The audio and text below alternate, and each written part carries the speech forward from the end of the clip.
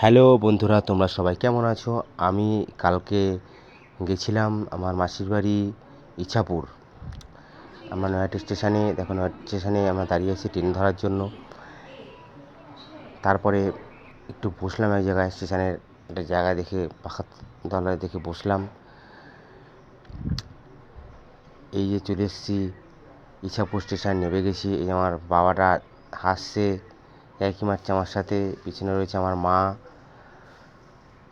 মাসির বাড়ি অনেক দিন পরে যাওয়া হয় না, মাসির বাড়ি যাচ্ছে। এই যে টনিদার ঘর, এরকম মায়ের কোলে রয়েছে আমার বাবা। এই যে মাসি বসে আছে, মাসির বয়সও হয়েছে। এই যে রান্না করছে একজন, খুব সম্ভব মনে হয় পনির ভাজছে, রান্না হচ্ছে। এই যে আমার টনিদার কুকুর ডগিকে খাবারটা আমি দিয়েছি, খাচ্ছে। চেহারা দেখেছো? পুরো বাঘ, মনে হচ্ছে বাঘ। সবাই কেমন আছো জানিও। তারপরে চলে গেলাম আমার দিদিভাইয়ের বাড়ি। যে ডিমের মামলেট খেতে দিয়েছে আমার বাবা, দেখো ডিমের মামলেট খাচ্ছে। এই যে আমার মা বসে আছে, মায়ের ভাগেরটাই নিয়ে নিয়েছে আমার বাবাটা।